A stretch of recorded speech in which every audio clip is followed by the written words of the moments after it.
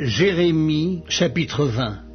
Pascur, fils d'Immer, sacrificateur et inspecteur en chef dans la maison de l'Éternel, entendit Jérémie qui prophétisait ces choses. Et Pascur frappa Jérémie le prophète et le mit dans la prison qui était à la porte supérieure de Benjamin, dans la maison de l'Éternel. Mais le lendemain, Pascur fit sortir Jérémie de prison. Et Jérémie lui dit, ce n'est pas le nom de Pascur que l'Éternel te donne, mais celui de Magor Missabib. Car ainsi parle l'Éternel. Voici, je te livrerai à la terreur, toi et tous tes amis. Ils tomberont par l'épée de leurs ennemis, et tes yeux le verront. Je livrerai aussi tout Juda entre les mains du roi de Babylone, qui les emmènera captifs à Babylone, et les frappera de l'épée. Je livrerai toutes les richesses de cette ville, tout le produit de son travail, tout ce qu'elle a de précieux. Je livrerai tous les trésors des rois de Juda entre les mains de leurs ennemis, qui les pilleront, les enlèveront, et les transporteront à Babylone. Et toi, Pascur, et tous ceux qui demeurent dans ta maison, vous irez en captivité. Tu iras à Babylone, et là tu mourras, et là tu seras enterré, toi et tous tes amis auxquels tu as prophétisé le mensonge. Tu m'as persuadé, Éternel, et je me suis laissé persuader. Tu m'as saisi, tu m'as vaincu, et je suis chaque jour un objet de raillerie. Tout le monde se moque de moi, car toutes les fois que je parle, il faut que je crie à la violence et à l'oppression. Et la parole de l'Éternel est pour moi un sujet d'opprobre et de risée chaque jour. Si je dis, je ne ferai plus mention de lui, je ne parlerai plus en son nom, il y a dans mon cœur comme un feu dévorant qui est renfermé dans mes os. Je m'efforce de le contenir et je ne le puis, car j'apprends les mauvais propos de plusieurs, l'épouvante qui règne alentour. Accusez-le et nous l'accuserons. Tous ceux qui étaient en paix avec moi observent si je chancelle. Peut-être se laissera-t-il surprendre et nous serons maîtres de lui, nous tirerons vengeance de lui. Mais l'Éternel est avec moi comme un héros puissant. C'est pourquoi mes persécuteurs chancellent et n'auront pas le dessus. Ils seront remplis de confusion pour n'avoir pas réussi. Ce sera une honte éternelle qui ne s'oubliera pas. L'Éternel des armées éprouve le juste. Il pénètre les reins et les cœurs. Je verrai ta vengeance s'exercer contre eux, car c'est à toi que je confie ma cause. Chantez à l'Éternel, louez l'Éternel, car il délivre l'âme du malheureux de la main des méchants. Maudit soit le jour où je suis né. Que le jour où ma mère m'a enfanté ne soit pas béni. Maudit soit l'homme qui porta cette nouvelle à mon père. Il t'est né un enfant mâle et qu'il le combla de joie. Que cet homme soit comme les villes que l'Éternel a détruites sans miséricorde. Qu'il entende des gémissements le matin et des cris de guerre à midi. Que ne m'a-t-on fait mourir dans le sein de ma mère? Que ne m'a-t-elle servi de tombeau? Que n'est-elle restée éternellement enceinte? Pourquoi suis-je sorti du sein maternel pour voir la souffrance et la douleur et pour consumer mes jours dans la honte?